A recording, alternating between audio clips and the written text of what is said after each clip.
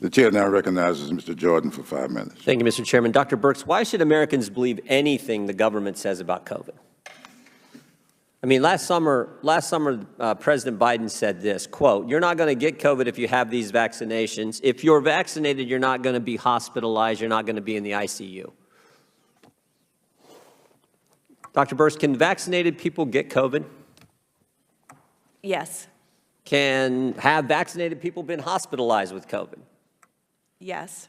And according to your testimony, it wasn't just President Biden who said things that were not accurate and were not true. In your testimony that you provided the committee, you said beginning in 2021, so beginning in the Biden administration, again, these are your words, agencies provided muddled and contradicting information or partial information that implied we knew something we didn't, which they later had to correct, which accelerated the loss of respect and trust in the federal government. So I come back to maybe my original question. Why should we believe anything the government tells us about COVID? Well, that's why, to be honest, that's why I wrote the book, and that's why I believe that this is a moment in time where we can increase accountability and transparency and provide that data and information in real time to the American people so they are empowered with the knowledge that they need to protect themselves and their families.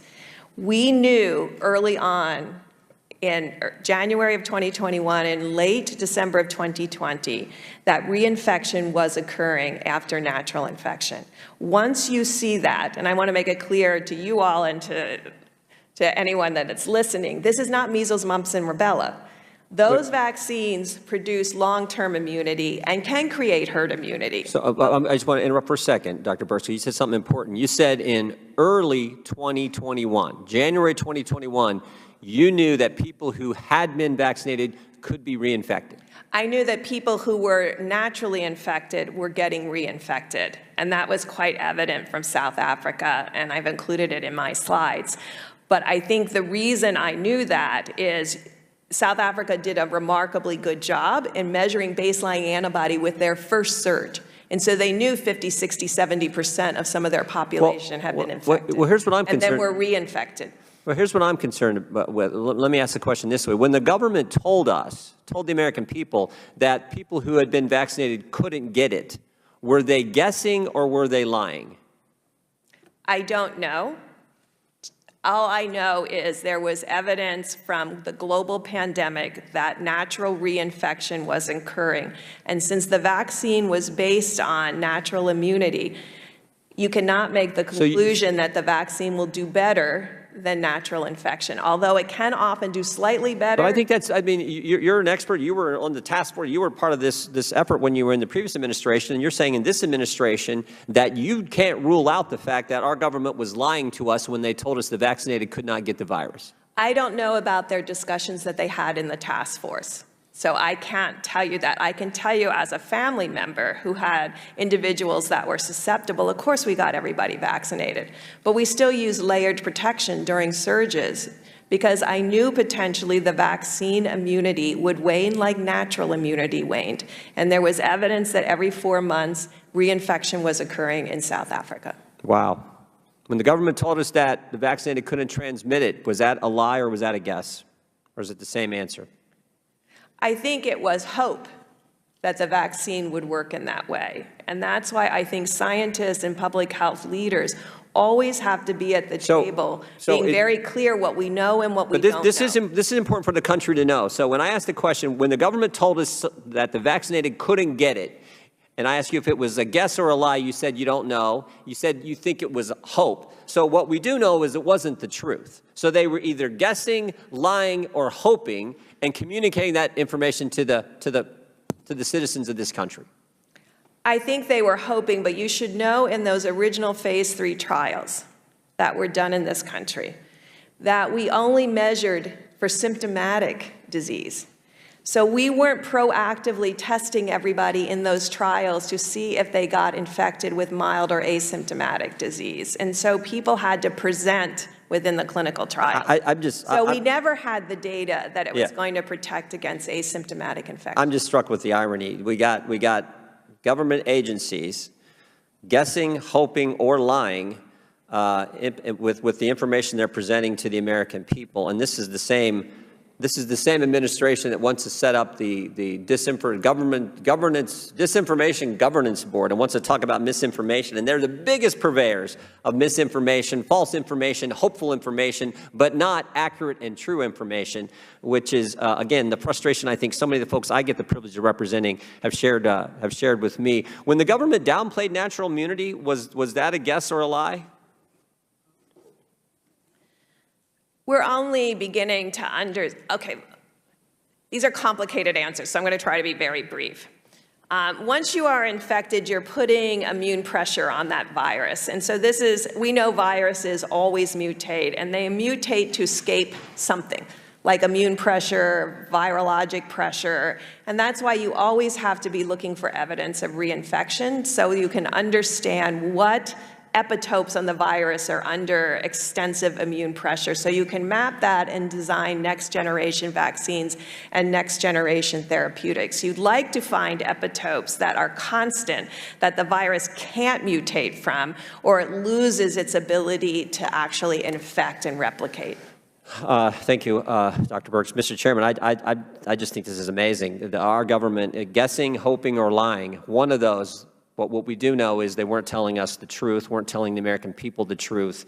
And it started right with the President of the United States just 11 months ago when he told us something that was absolutely false. With that, I would yield back and look forward to a second round. Thank you for yielding back. That's amazing. The President of the United States just started lying 11 months ago. With that, the chair yields 5 minutes to Mr. Foster. Thank you, Mr. Chair, and thank you, Dr. Birx, for your service and your talented trying to talk sense to politicians who think that they know the answer when the truth is complicated. You know, trying to explain immune escape to someone who comes into the discussion imagining that they understand it and in fact are just looking for a viral soundbite must be frustrating, and thank you for putting up with that. You know, as fellow scientists, I know we're both very data-oriented, and we rely on accurate and complete data to make informed decisions on our work. So as a scientist myself, I really appreciate how important it was to have at least one person in the room with a scientific approach, particularly in the early days of the pandemic. Now, you recently wrote that when you joined the White House in March 2020, the country was, quote, dangerously behind the 8 ball when it came to data collection.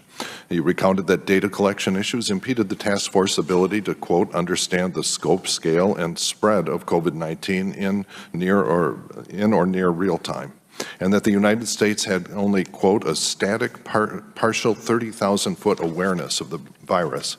So in what ways were the efforts to collect and analyze data from the emerging coronavirus threat dangerously behind? A whole series of reasons. One, this belief that you could track viral infectious diseases, particularly respiratory disease, by following syndromes. That was our pandemic preparedness. We believed that we could track viruses through the eyes of people who were infected that had symptoms. That is always dangerous because we've always known they're asymptomatic viruses and asymptomatic spread, and not everybody has magically the same symptoms. And so when you base your entire surveillance on syndromic, which we had through your work and your funding, changed sub-Saharan Africa, which did the same thing for fever in the 2000s, but because of your investment, we were diagnosing, no matter where you lived, HIV, TB, and malaria. If we had been diagnosing RSV, flu, parainfluenza, we would have had the lab capacity at every single clinic and every single hospital, no matter if they were community hospitals or large throughput hospitals. We would have been able to diagnose flu, and we would have seen that there was a circulating virus that did not match any of those laboratory diagnoses, and we would have seen it coming. Because the CDC believed that they could track syndromes, that is why they made tests only for the public health laboratories. Because we only test about 0.001% of the flu cases to just confirm the strain and its relationship to the vaccine. And that's done in public health laboratories. And so I think from the very beginning, CDC believed this could be tracked through symptoms only and didn't prepare for asymptomatic community spread or develop the data and the infrastructure to track that. Yeah, thank you. You know, I'm struck that, let's see, I guess in the United States, we're sequencing only 0.36% of the confirmed coronavirus cases. In Denmark was sequencing more than half of them. And so I'm just really distressed at how far behind our country has been in just the collection and genomic sequencing alone. And I hope that's on everyone's lists of lessons learned. Are those likely to be general purpose capabilities that will be useful if the next pandemic is a bacteria or a fungus or so on? Are there really universal things, or are we going to need a set of specialized ones for every potential pandemic? No, and this really gets to the work of the committee. So tomorrow, if CMS required that in community-acquired infectious disease were definitively diagnosed, we would know precisely who was infected where with what. And we could combat it with advanced tools. We would have better antivirals. We would have much better local sequencing. All of these things cascade when you require. It would be like me in Africa saying to a patient, I think you have HIV, and treating them for HIV, which we've done for flu for the last 4 decades. That is unacceptable in the 21st century. We need to make sure that it's unacceptable, and we need to move funding from investments that we are making into these investments that are absolutely required. Sequencing is critical. It allows you to see transmission trends.